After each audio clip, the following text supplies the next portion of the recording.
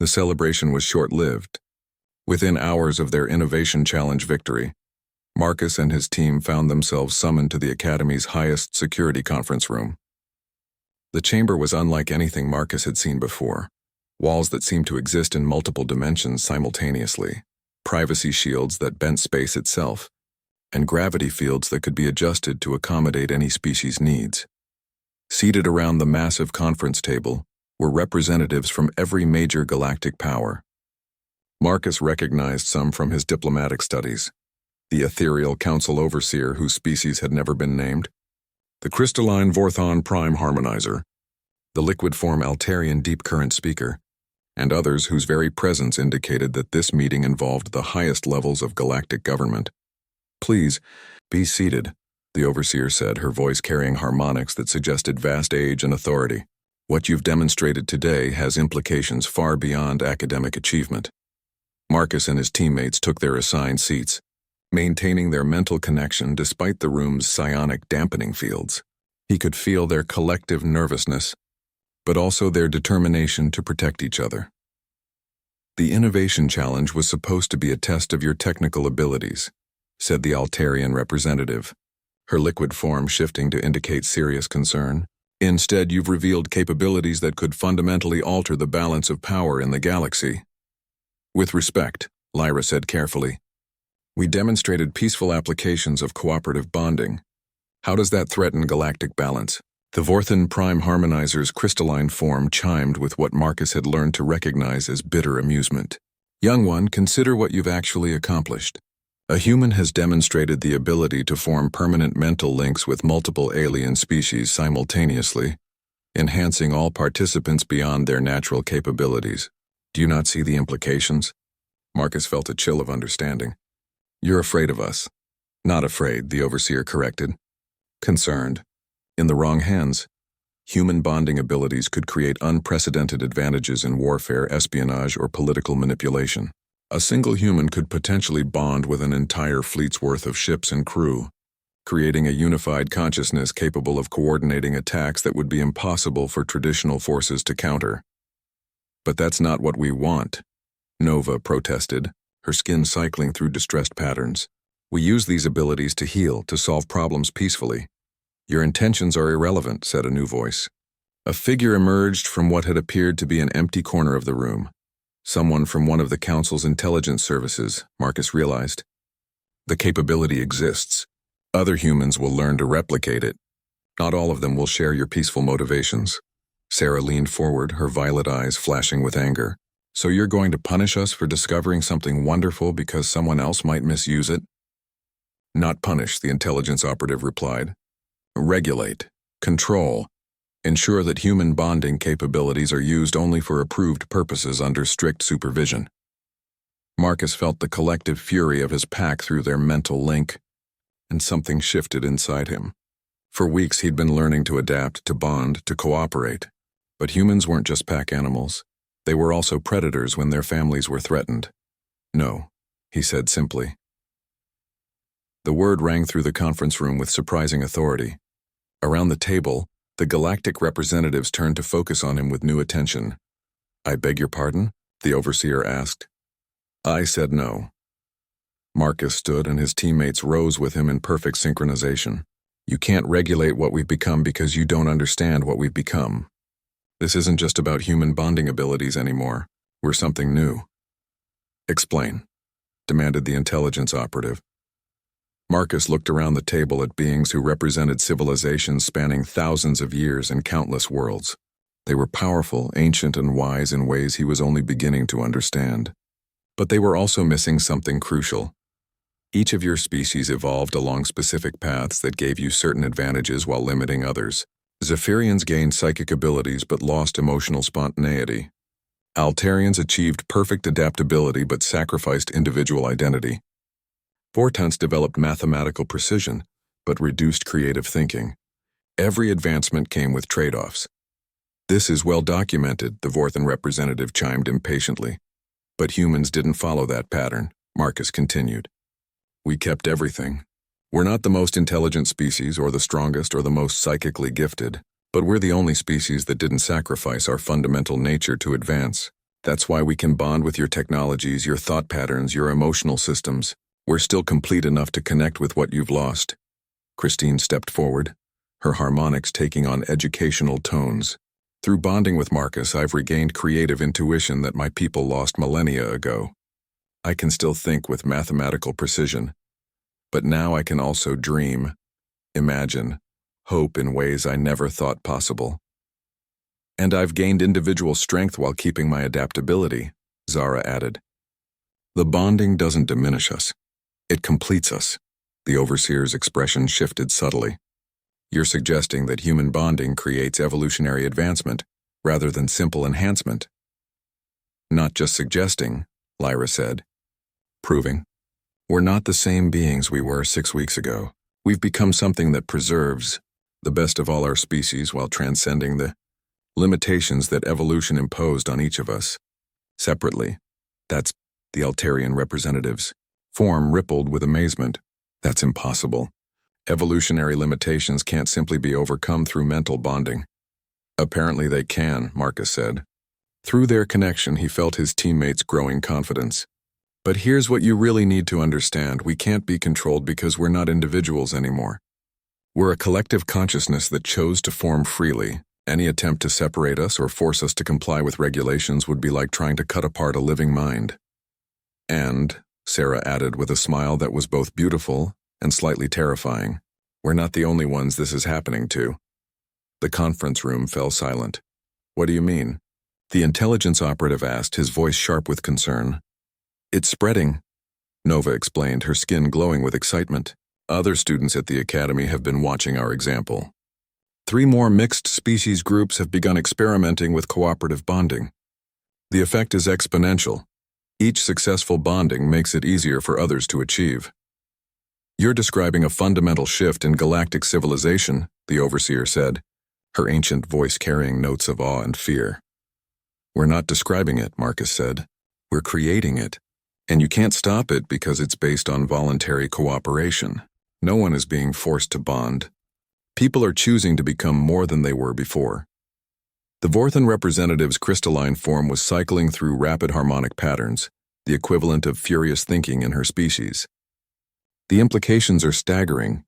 If interspecies bonding becomes widespread, it could dissolve the boundaries between civilizations entirely. Or, Lyra suggested gently, it could create a galactic civilization that's actually unified instead of just politically connected. Marcus felt a shift in the room's atmosphere. The fear was still present, but it was being joined by something else. Hope, curiosity, and the dawning realization that what his pack had discovered might be the answer to problems the galaxy hadn't even known how to articulate. There will need to be studies, the overseer said finally. Careful observation of the bonding process and its long-term effects. Safeguards to prevent misuse, agreed, Marcus said. But the studies will be conducted with our cooperation, not our subjugation. We're willing to help the galaxy understand what we've become, but we won't be treated as experimental subjects or potential weapons. And if we refuse your terms? Marcus smiled, and through their shared connection, his 11 alien sisters smiled with him. Then you'll miss out on the greatest evolutionary leap in galactic history. Because this is happening whether you support it or not. The only choice you have is whether to be part of it. The conference room fell silent again as the representatives absorbed the implications of what they'd just heard. The age of individual species pursuing separate destinies was ending. The age of voluntary collective consciousness was beginning. And 12 young beings who had started as strangers in a classroom had become the first seeds of a transformation that would reshape the entire galaxy. The day of the Innovation Challenge arrived with an atmosphere of barely contained excitement throughout the academy. Marcus and his team had spent the final week perfecting their presentation and trying to understand the new mental connections they'd developed. The permanent awareness of each other's emotional states had become natural, even comforting. But they'd agreed to keep that aspect of their discovery secret for now. The great assembly hall had been transformed into a showcase arena, with presentation stages surrounded by holographic displays and testing chambers. Teams from across the galaxy had gathered to demonstrate their solutions to various cosmic problems. Marcus's team was scheduled to present last, which gave them time to observe the competition. Look at Team 7, Sarah whispered, nodding toward a group of senior students from the military academy. They've developed some kind of combat enhancement system. Marcus watched as the military team demonstrated how their technology could boost a soldier's reflexes and strength by interfacing directly with their nervous system. The results were impressive, but he noticed something troubling. The enhanced soldiers moved with mechanical precision, but seemed to have lost something essentially alive about them. It's like they're becoming machines, Astra observed, echoing his thoughts. Through their shared mental link, Marcus felt his teammates' collective unease. They'd chosen to enhance each other's natural abilities rather than replace them with artificial ones. The difference in philosophy was stark. Team 12, announced the moderator. Please prepare for your presentation.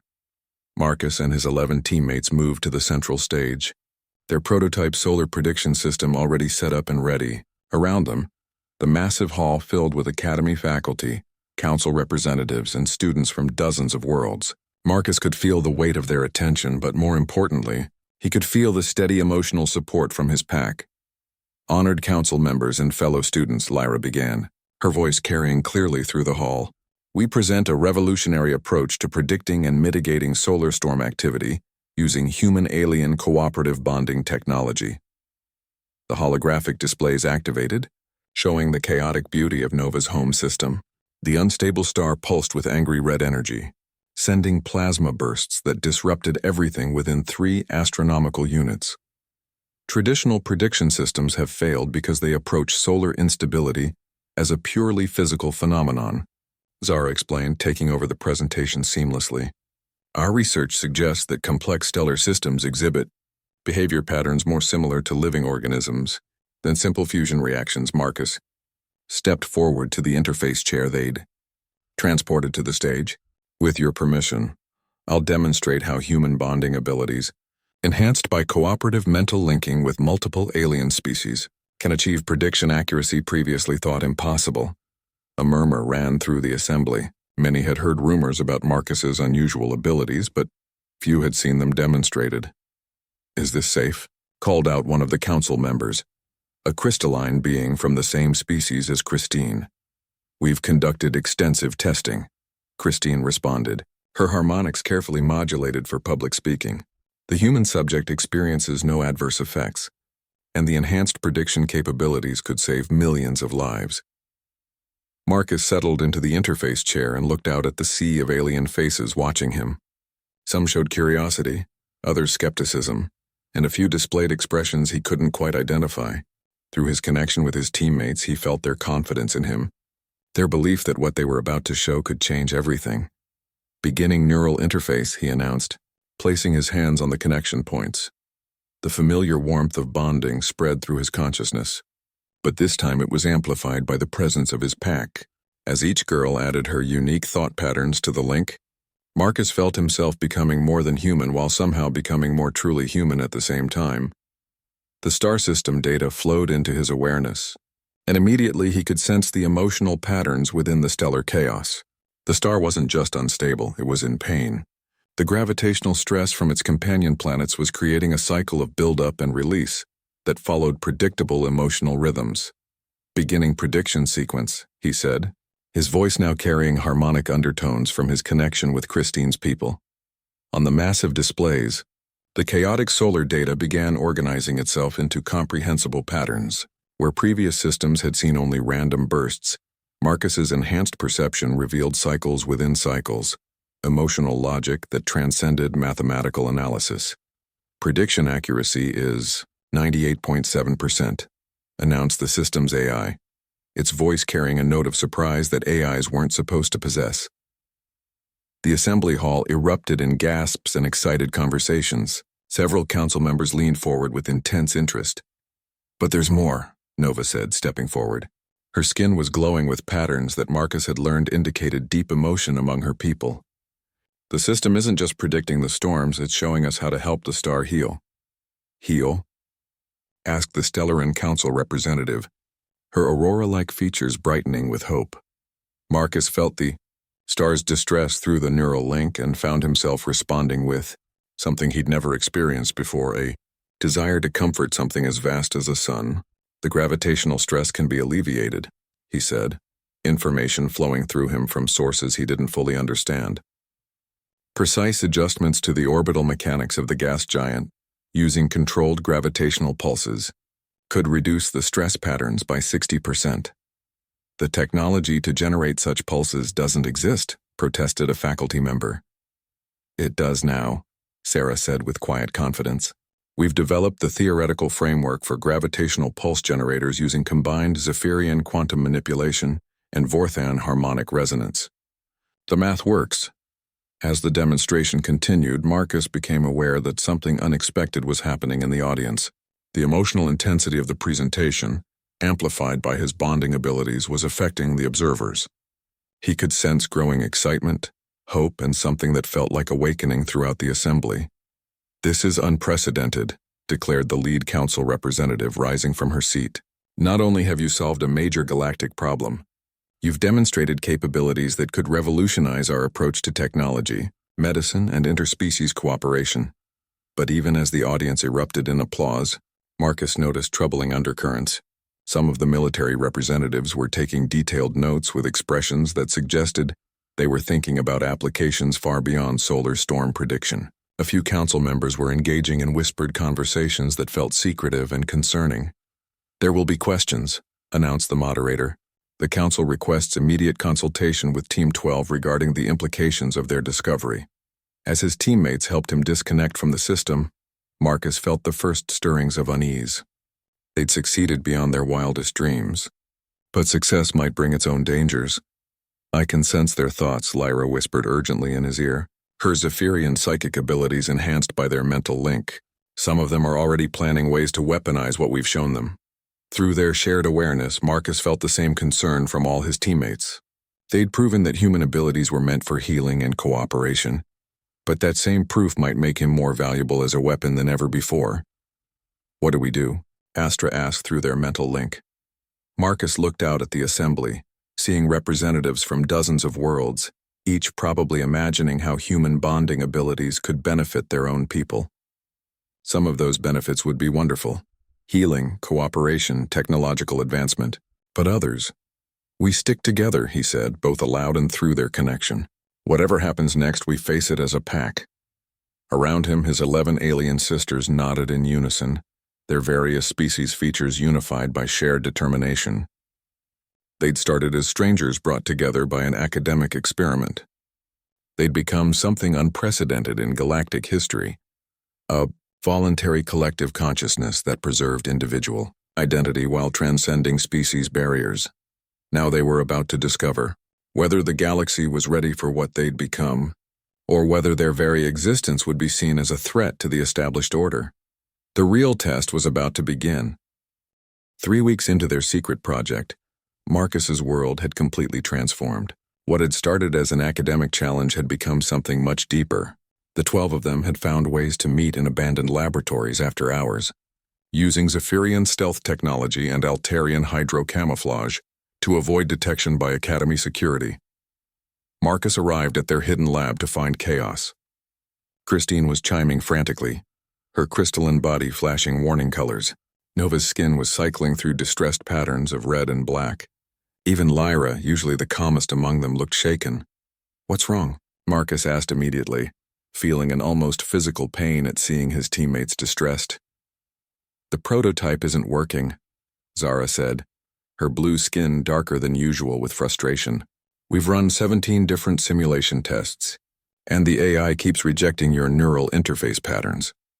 Marcus looked at the complex device they'd been building, a hybrid prediction system that combined stellar and plasma dynamics, fourth-hand crystalline computing, Zephyrian quantum processors, and Altarian bioneural networks. It was beautiful and impossibly complex, but if it couldn't bond with him, their entire plan would fail. Show me the error logs, he said.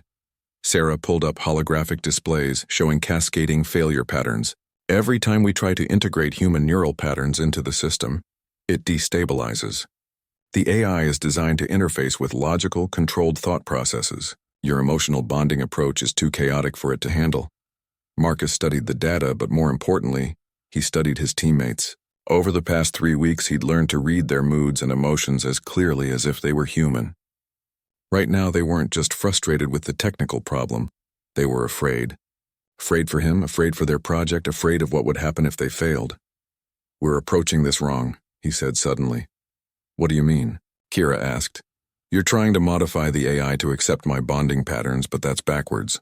The whole point of human bonding is that we adapt to whatever we're connecting with. Instead of changing the system to accommodate me, let me change to accommodate the system." Astra looked confused. "But humans bond emotionally. You can't just switch that off." "No, but I can learn to bond logically as well as emotionally." Marcus moved toward the interface chair they'd built for him. "What if human adaptability isn't just about emotions? What if we can learn to connect with beings and systems on their own terms?" "That's never been tested," Lyra said, her voice worried. "We don't know what forcing yourself to bond in an unnatural way might do to your mind." Marcus looked at her, then at each of the other girls in turn. "Do you trust me?"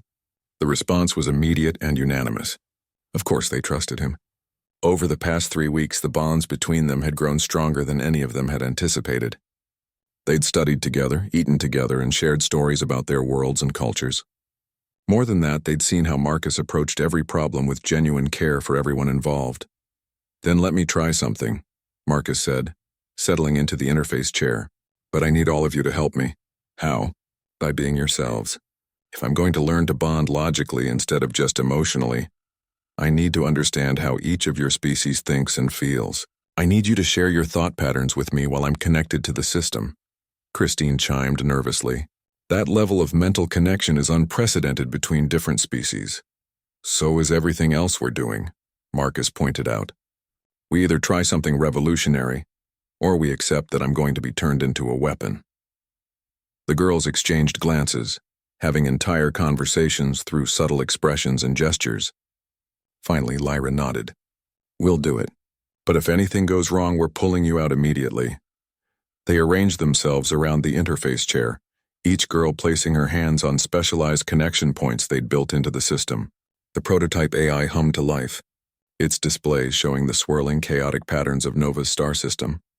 Marcus placed his hands on the primary interface and immediately felt the familiar warmth of connection beginning. But this time, instead of reaching out with pure emotion, he tried to sense how each of his teammates experienced the world. Through Lyra, he felt the cool logic of Zephyrian thought processes, emotional but controlled, passionate but disciplined.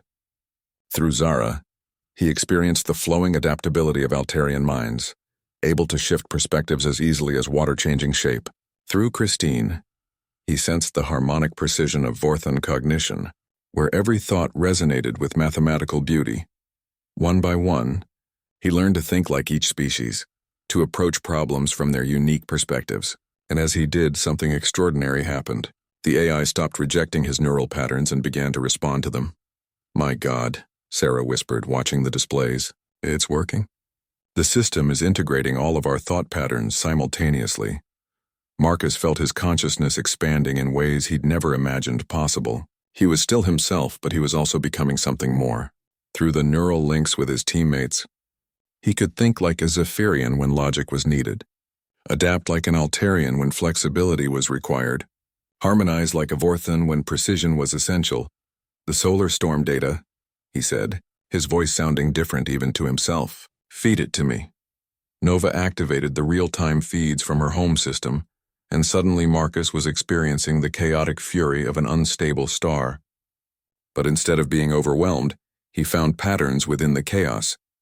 His human intuition, enhanced by his teammates' diverse perspectives, allowed him to sense rhythms and cycles that pure logic had missed. "There," he said, guiding the AI's attention to a specific pattern in the plasma bursts. "The irregularity isn't random. It's responding to gravitational fluctuations from the system's gas giant. The storms follow emotional patterns, not mathematical ones." "Emotional patterns?" Astra asked. Marcus tried to explain what he was experiencing. "The star is stressed.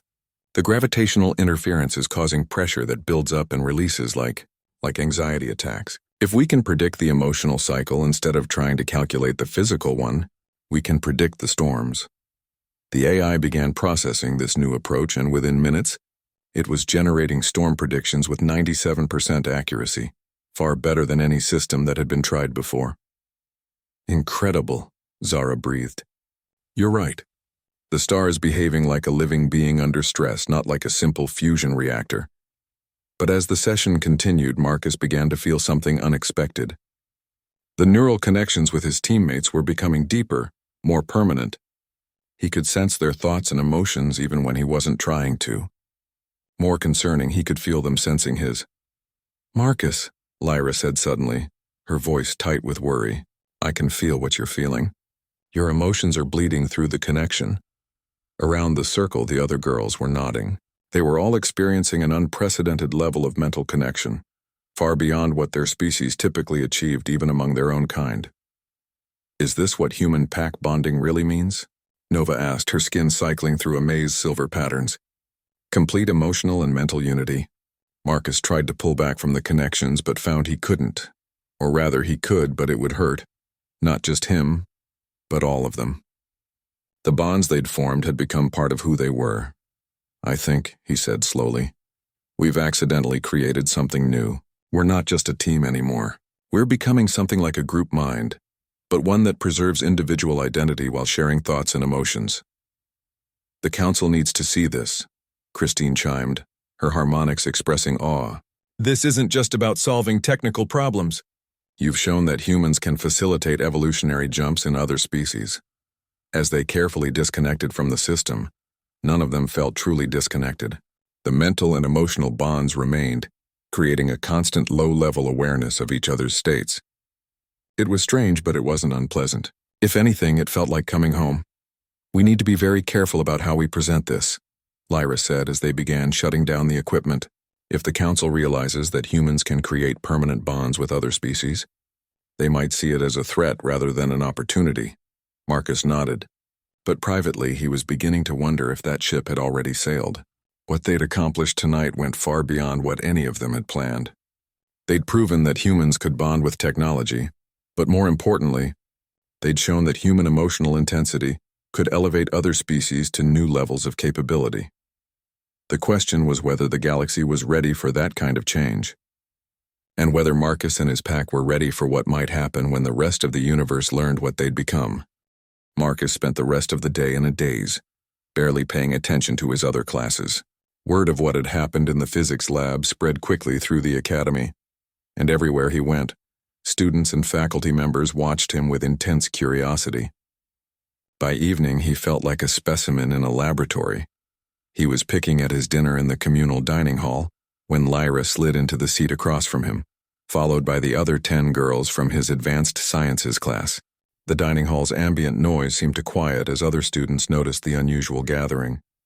You look like you've seen a ghost, Zara observed, her blue skin shimmering under the dining hall's bioluminescent lighting. Are you regretting coming here? Marcus looked around the table at the 11 faces watching him. Despite their alien features, he was beginning to recognize individual expressions and personalities. I'm just not sure I understand what I've gotten myself into. None of us do, said Kira, one of the quieter Altarian students. What happened today wasn't in any of our textbooks. Christine's crystalline form chimed softly as she leaned forward. The professors are calling emergency meetings. Apparently the readings from your session exceeded all theoretical parameters. What does that mean? Marcus asked. It means, said another Zephyrian named Sarah, that your species might be capable of things that none of us imagined. The council is very interested in understanding these capabilities.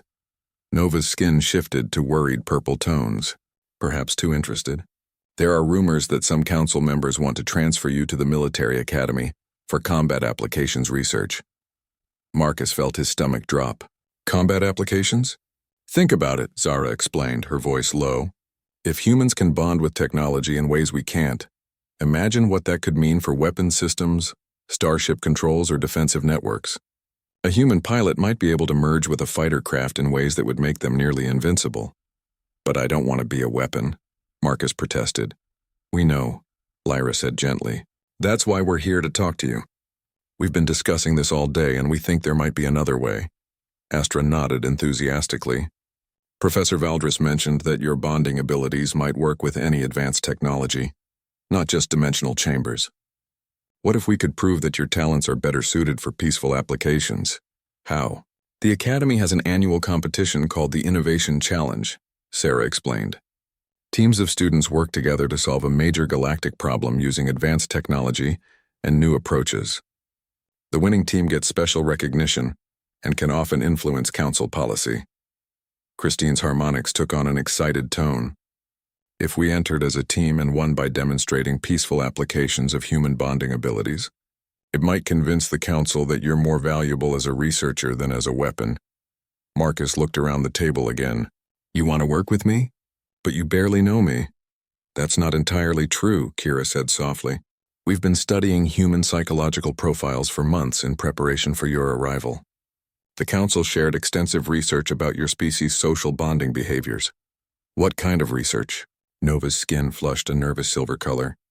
The kind that suggests humans form incredibly strong emotional bonds with those they consider part of their pack.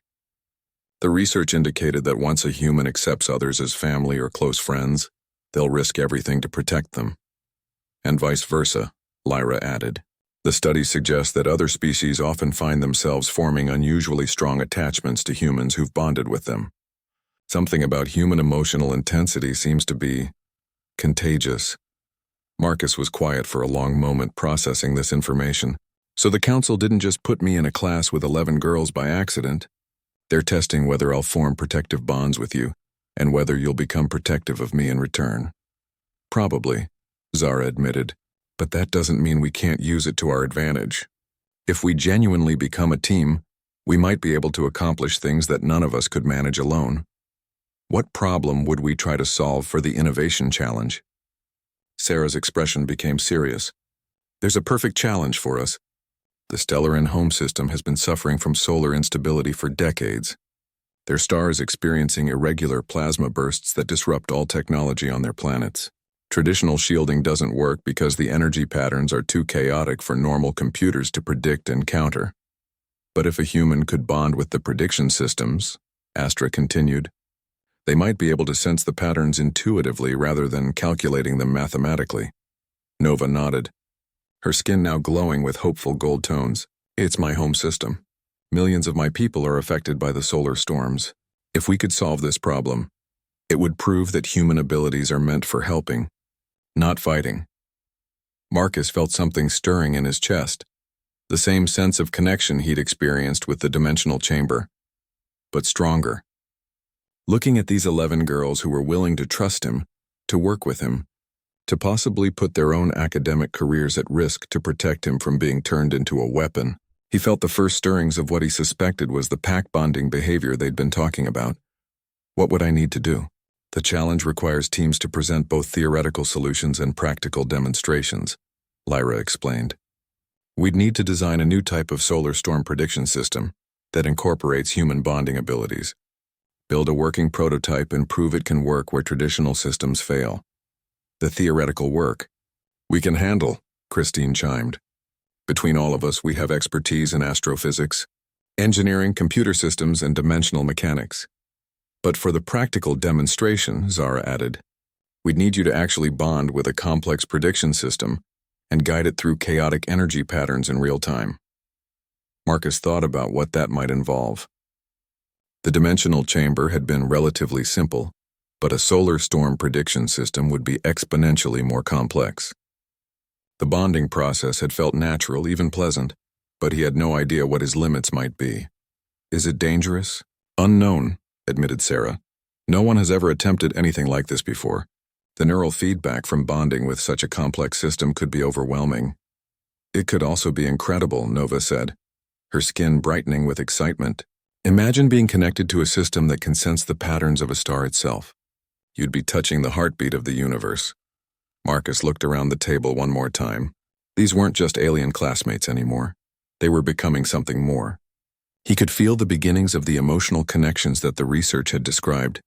And surprisingly, it didn't frighten him. It felt right. Okay, he said finally. Let's do it. The response was immediate and overwhelming. All 11 girls began talking at once, their various species' expressions of excitement creating a symphony of sounds and colors around the table. Other students in the dining hall turned to stare, but Marcus found he didn't care. For the first time since arriving at the academy, he felt like he belonged somewhere. "We'll need to start immediately," Lyra said once the excitement died down. "The Innovation Challenge deadline is only 6 weeks away, and we'll need to keep this quiet," Zara added. "If the council discovers what we're planning, they might transfer you before we can prove our point." "Don't worry about that," Astra said with a mischievous smile. "Zephyrians are very good at keeping secrets, and we have allies among the faculty who believe in peaceful applications of advanced technology." As they began to discuss the details of their project, Marcus felt a warmth spreading through his chest that had nothing to do with the food he'd been eating. He was beginning to understand what the research had meant about human pack bonding. These 11 girls were becoming his pack, and he was becoming theirs. What he didn't realize yet was that this emotional bonding was already changing all of them in ways that would soon surprise everyone at the academy. Human emotional intensity wasn't just contagious, it was transformative. And the 12 of them together were about to become something entirely new in galactic history. The real test wasn't going to be whether Marcus could bond with technology. It was going to be whether the rest of the galaxy was ready for what 12 young beings could accomplish when they truly bonded with each other. Marcus woke before dawn, his internal clock still adjusting to the Academy's artificial day cycle.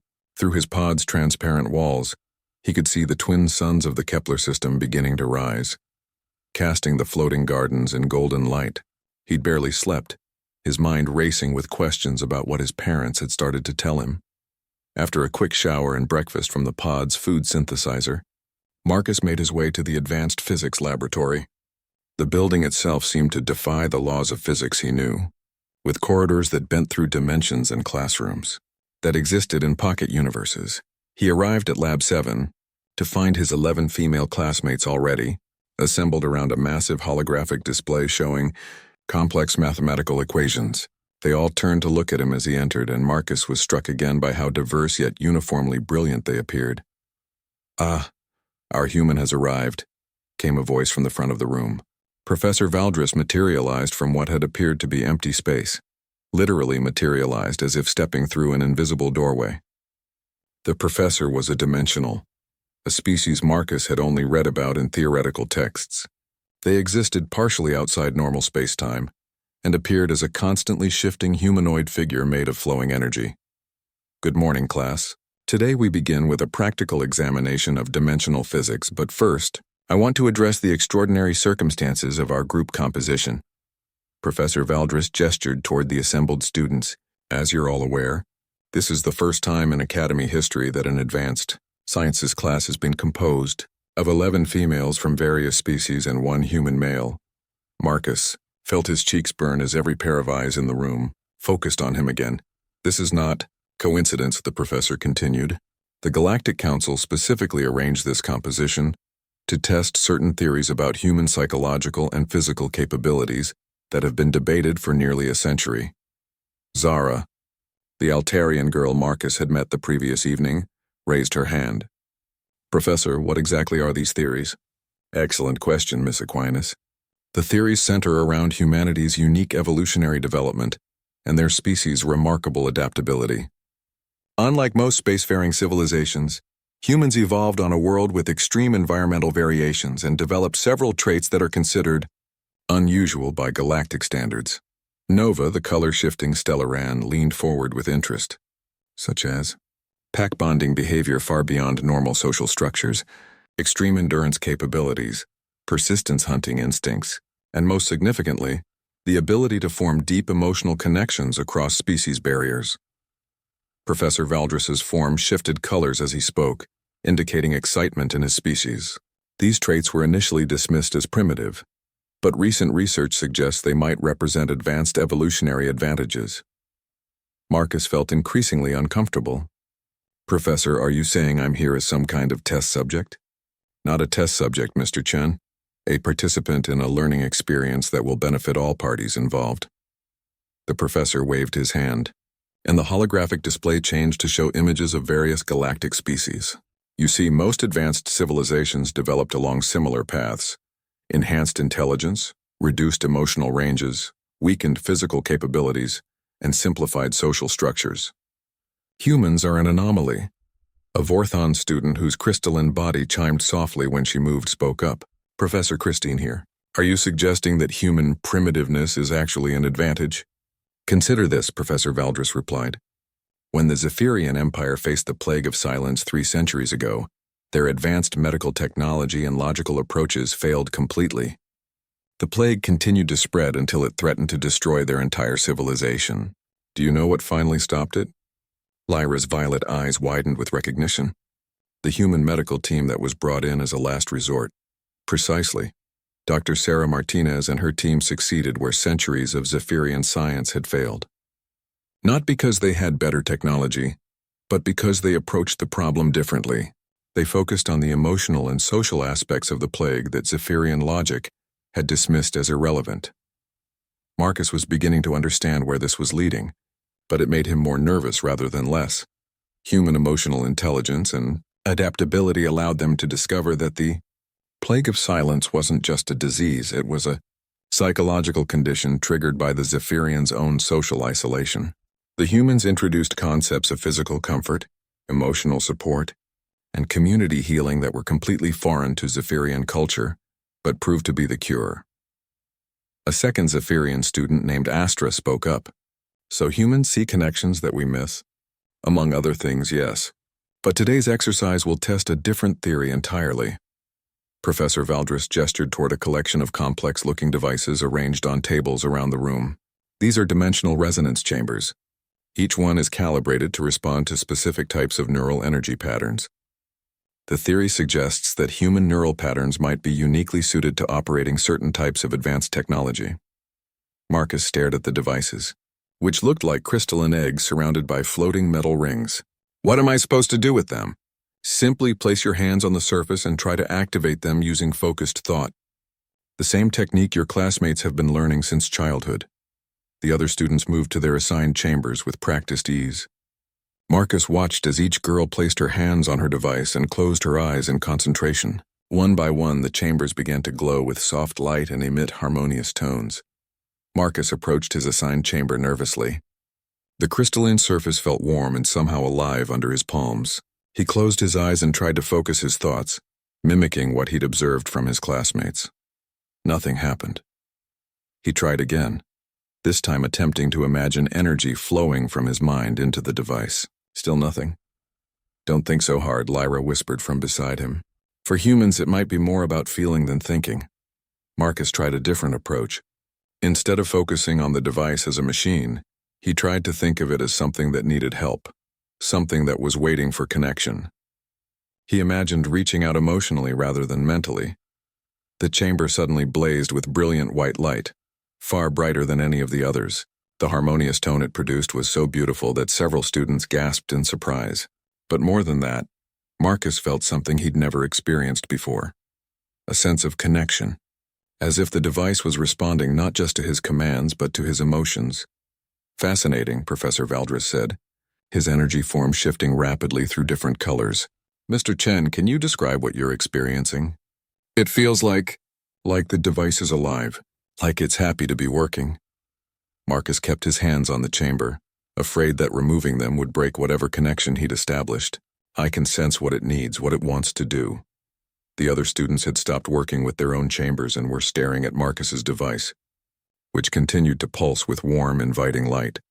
This is unprecedented, Christine chimed softly. Our chambers respond to our commands, but they don't exhibit emotional resonance. Zara nodded in agreement. It's like he's having a conversation with it instead of just operating it. Professor Valdris moved closer to examine the readings from Marcus's chamber.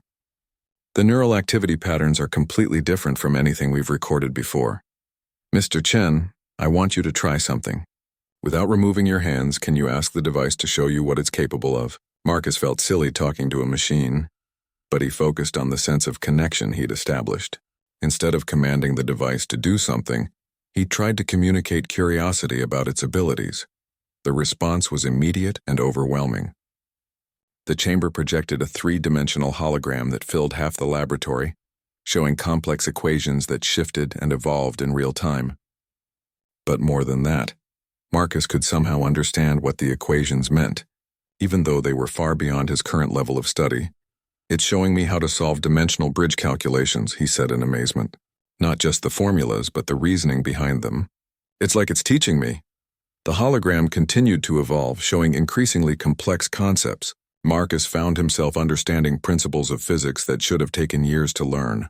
Professor, Astra said, her voice filled with awe. The device is exhibiting teaching behavior. It's adapting its explanations to match his learning rate. More than that, Professor Valdris replied, his excitement evident in the rapid color changes of his form. It's demonstrating emotional investment in his success. The device isn't just responding to Mr. Chen, it's bonding with him. Marcus finally removed his hands from the chamber, and the light faded slowly, as if reluctant to let the connection end. He looked around at his classmates, who were all staring at him with expressions ranging from amazement to something that looked almost like hunger. "What just happened?" he asked. "You've just proven one of the most controversial theories in galactic science," Professor Valdris replied. "Humans don't just use technology, they form emotional bonds with it. This ability could revolutionize how we interact with advanced." Marcus Chen stepped off the transport shuttle and looked up at the towering crystal spires of the Galactic Academy.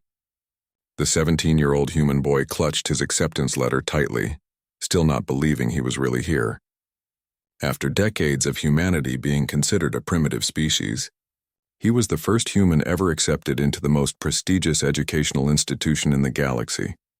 The academy grounds buzzed with activity as students from dozens of species hurried between buildings.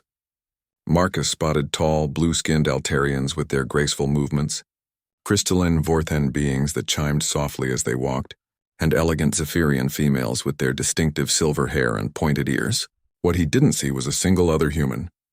"Excuse me," a melodic voice said behind him. Marcus turned to see a Zephyrian girl about his age, her violet eyes studying him curiously. "You're the human, aren't you? Marcus Chen from Earth?" "Yes, that's me," Marcus replied, trying to keep his voice steady. He'd practiced this moment hundreds of times, but actually being here felt surreal. "I'm Lyra Starwin from Zephyr Prime. I'm in your advanced theoretical physics class." She extended her hand in the universal greeting gesture. "The whole academy is talking about you. No one expected the Galactic Council to approve a human student." Marcus shook her hand, noticing how her skin felt slightly cooler than a human's. "I guess I'm something of an experiment." "More than you know," Lyra said with a knowing smile. "Come on, I'll show you to the dormitories. Fair warning, though. You're going to be the only male in our entire academic track." Marcus's eyes widened. "What do you mean?" "The Advanced Sciences program only accepted 12 students this year. You're the only male among them. The other 11 are all female. 3 Zephyrians, including myself, 4 Altarians, 2 Vorthens, and 2 Stellarans." Lyra gestured toward a floating platform that would take them to the residential complex. "It's quite unusual, actually. Most years have a more balanced mix." As they rode the platform through the Academy's floating gardens, Marcus tried to process this information. He'd studied extensively about galactic cultures and knew that many species had different social structures than humans, but being the only male in his program felt daunting. "Is that going to be a problem?" he asked. Lyra tilted her head, a gesture that seemed both alien and endearing. "That depends entirely on you. The others are curious about humans. Your species has quite a reputation." "What kind of reputation?" "The kind that makes people either very interested or very nervous," she replied cryptically. They arrived at the dormitory, a series of interconnected bioorganic pods that grew from a massive tree-like structure. Each pod was customized for its inhabitants' specific environmental needs. Marcus's pod, he was told, had been modified to Earth-standard atmosphere and gravity. "The welcoming ceremony is tonight," Lyra explained as they stopped outside his pod. "All the new students will be introduced to the faculty and their classmates. Try not to cause too much of a stir." After Lyra left, Marcus unpacked his few belongings and tried to calm his nerves. He activated his pod's communication system and called home to Earth. His parents' faces appeared on the holographic display, and his mother immediately began crying. "How is it, sweetheart?" she asked through her tears. "It's incredible, Mom. The technology here is beyond anything we imagined." Marcus showed them the view from his pod's window, which overlooked a garden where plants from a dozen worlds grew in impossible harmony. I haven't started classes yet, but I already feel like I'm learning just by being here. His father, Dr. James Chen, leaned forward with interest. What about the other students? Have you met any of them? Well, that's the interesting part. I'm apparently the only male in my program, and definitely the only human. His parents exchanged, a look that Marcus had learned to recognize. The same expression they'd worn when the Galactic Council had first contacted Earth about his application. Marcus, his father said carefully, there's something we need to tell you. Something we probably should have mentioned before you left. Marcus felt a chill run down his spine. What is it? The council didn't just accept you because of your test scores, son. They have specific expectations about human capabilities. There are theories about your species that haven't been proven yet. What kind of theories? His mother wiped her eyes. The kind that suggest humans might be more than they appear. The kind that could change how the galaxy views Earth forever. Before Marcus could ask more questions, an announcement echoed through the dormitory. All new students were to report to the Grand Assembly Hall for the welcoming ceremony. Marcus ended the call with more questions than answers and made his way to the assembly hall. The massive chamber was filled with hundreds of students from across the galaxy, but Marcus felt every eye turned toward him as he entered. Conversations stopped mid-sentence and whispers followed in his wake. He found an empty seat in the section designated for advanced sciences students and was immediately surrounded by his 11 female classmates. They ranged in appearance from the ethereal Zephyrians to the geometric beauty of the crystalline Vorthons, but all of them were staring at him with expressions ranging from curiosity to something that looked almost like anticipation. So you're the legendary human, said a tall Altarian girl with skin the color of deep ocean water. I'm Zara. I've read extensively about your species' psychological profiles. Psychological profiles? Marcus asked. A Stellaran girl whose skin shifted colors like an aurora introduced herself as Nova. Humans are supposed to be unpredictable. Your emotional ranges are considered extreme by galactic standards. Extreme how? Before anyone could answer, the lights dimmed and Headmaster Kethvar took the stage. The ancient being looked like living starlight wrapped in flowing robes, and when he spoke, his voice resonated through dimensions. Welcome, young minds, to another year at the Galactic Academy. This year is particularly special as we welcome our first human student. The spotlight found Marcus, and he felt his face burning as applause echoed through the hall. But there was something else in that applause, an undertone of excitement that made him uncomfortable. Marcus Chen represents a new chapter in galactic relations, the headmaster continued. His presence here will test theories that have been debated for decades. We look forward to seeing how humanity's unique traits manifest in an academic setting. As the ceremony continued with the traditional presentations, Marcus caught fragments of whispered conversations around him. Words like endurance and adaptability and bonding capability drifted to his ears. Whatever his parents and the council hadn't told him, it was clear that his classmates knew more about his species' supposed abilities than he did. When the ceremony ended, Lyra appeared at his elbow. Feeling overwhelmed yet? Marcus nodded. I think I'm missing some crucial information about why I'm really here. Don't worry, she said with that mysterious smile again. I have a feeling you'll find out soon enough. Classes start tomorrow, and Professor Valdris has planned something special for our first advanced physics lab. As Marcus made his way back to his pod, he couldn't shake the feeling that his acceptance to the academy was just the beginning of something much larger than he'd imagined.